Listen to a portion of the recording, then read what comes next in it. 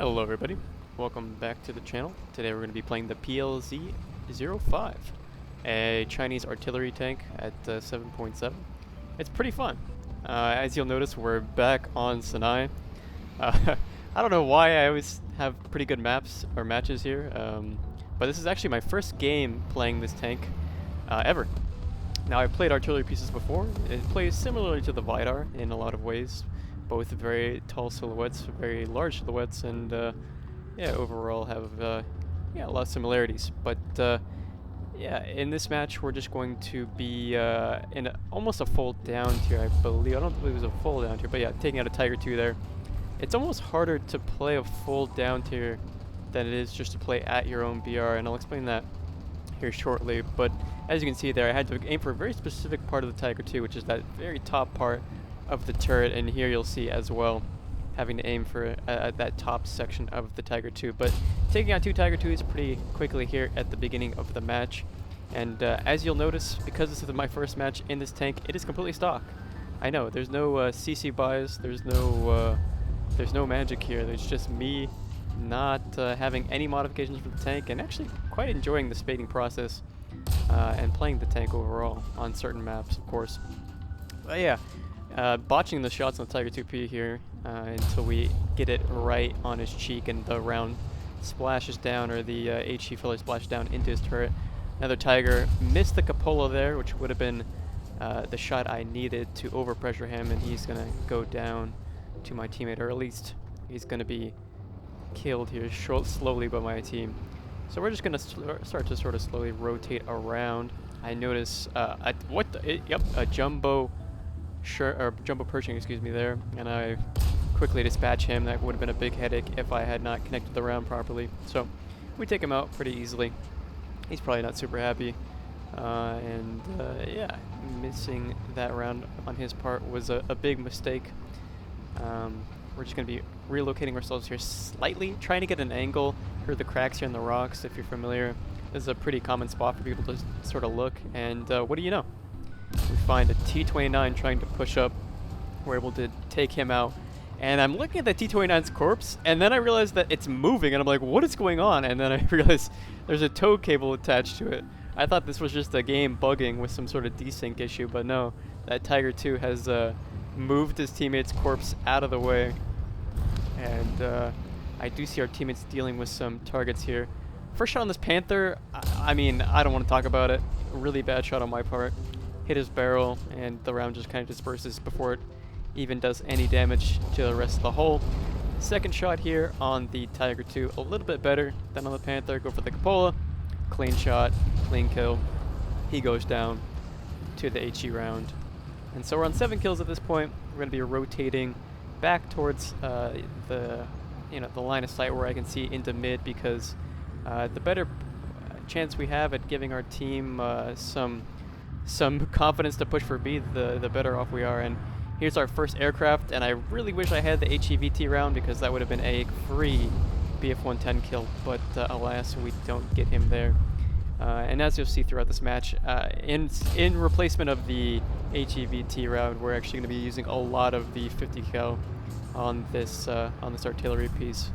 And it actually, it does pretty good. As you can see here, I don't see anybody on the cab, but if you have a keen eye, there was a little tank, just the tiniest of tanks, that was hiding behind that rock, and you'll see which tank it is here in a second as it tries to scurry away. And M56 tries to run away, but I commit a war crime and kill all 3 of his crew members. There's definitely nothing left for his family to salvage. They're going to be lighting up this BF-110 as well. The 50 cal, I thought I might light him on fire or pilot knock him, but no, I don't do enough damage, I think, in the moment. F3D flying by there, and I'm just really wishing I had that HEVT round. But yeah, as I said at the very beginning, completely stock. No modifications for this tank. You can see I only have the 1 FPE as well. So, I mean, if I get hit by something, or if something gets damaged to my plane, then I am royally screwed. But there's the 10th kill on the Yag Panther, going for that lower side so I can overpressure underneath and take all the crew members out. I also get the BF-110 as well. He goes down. I suppose I knocked out his engine or something. The F3D goes in for a Hail Mary run, but thankfully doesn't do any damage to me as I look for my next victim. This rock is really, really handy for a couple reasons. It's A, it's big enough to hide my turret, and B, it's a key position in holding off players trying to push and defend B or attack B. And it's also good to sort of back up and find or at least assist your team if they have trouble at C. So no, it's a really, really strong position. If you've been watching any of the tournaments that I've been commentating on, you'll see a lot of the tournament players utilize not necessarily this position, but a similar position, a little closer to the rocks. So we take out that Tiger 2 as well, go for the Cupola, and he goes down. You can see there at the bottom, we're close to the nuke. I'm playing kind of passively, I don't want to die here.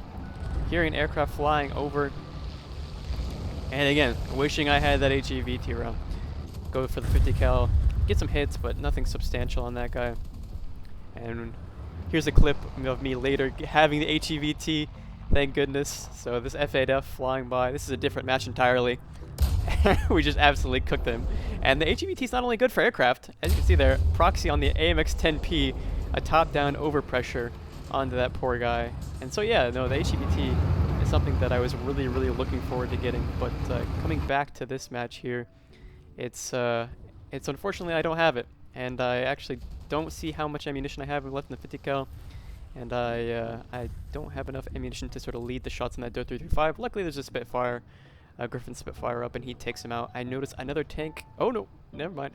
It wasn't a tank. I noticed this aircraft here, the America bomber, coming in, and it's just gonna fly right over us, give us a free kill, and we get the nuke. So that's the 14th kill there.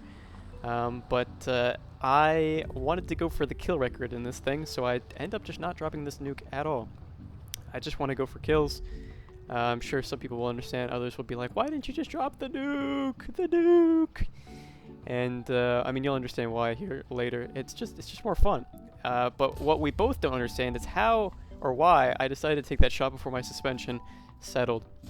Anyway, taking out the Ontos on the second shot here. With 11 rounds left, I mean, we brought all 30 rounds of ammunition because, well, A, you have spall liners in this thing, so you can kind of be forgiven if someone penetrates you sometimes. And B, it's not like you're going to survive the first shot anyway with this much ammunition, or with ammunition in this tank in general. So it's either you survive because of the spall liner, or you just die, but not really because of ammunition. Take out that Super Pershing there. I was kind of a panic shot, I'm not gonna lie. I didn't hear him, I didn't see him, and I also thought because my teammate was right there that I was safe. All assumptions that were grievously assumed by me, but thankfully we shoot into his wheel track area and take him out. I see 163, and that is terrifying to me for a few reasons, but I hear an aircraft coming in. BF-109 G, actually, a G Trop, I think, a G2 Trop. I E-brake on him, I stunt on him, light him on fire, and he's gonna die, as well as this 163 that I thought for sure had me dead to rights. Artillery on artillery violence here for the 18th kill, the M109G. This guy was completely clueless. Another situation where I wish I had the HEVT. As you can see, my 50 cal is actually out as well, and I don't have parts to repair it. I tried to repair it there, but the game's like, no. So I'd either have to drive back to a cap, but I mean, with such little time left in the match, it's not really worth it. Take out this 163 as well. Don't want to botch this shot, so I'm waiting until I get a clear line of sight. He was completely clueless as well, so we take him out. This Ferdinand shot, I don't know. I was in a flow state. Shoot the top of his turret, round ricochets, bounces off the turret, hits some plate, and it fuses. Don't ask me. It just works. It just works. And now we're at 1000 SP over the nuke. Another situation where I wish I had the HEVT. That 262 flying in, getting torn to shreds by our French teammate. M41 Walker Bulldog that was just kind of clueless. So we take him out. And now we're just gonna sit above their spawn. At this point, it's a spawn push. It's a spawn push. All right.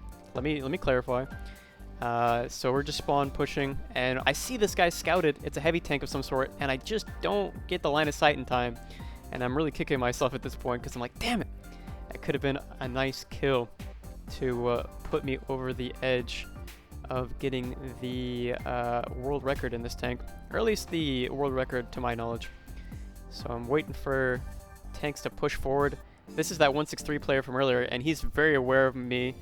I try and take a shot at him, botch the shot on the rock, and that is my grievous error. Try and take another shot. He bounces off the top of my turret. What he actually hits there is that basket on top of my turret, as you'll see. I see a Panther A here, excuse me, and I'm like, oh, he shot and he's moving, so surely he's out of spawn protection. He was, in fact, not. At this point, I'm just really trying to rush my shots. I'm afraid that I will get killed by the super Pershing before I'm able to get another kill here, because this guy's playing very aggressively. And at this point, I have a make or break moment. I can either spawn the nuke for the 7000 SL, or I can try and swing quote unquote, or slowly back into the super Pershing. And I do it at about a grandfather speed and absolutely get farmed. But still, 23 kills, not too bad. Definitely one of my personal bests in the game in general. And yeah, the rewards weren't bad either. As we can see, 160,000 SL, 13,000 RP. And overall, I'd recommend the PLZ05. I think it's a good vehicle. Thanks for watching.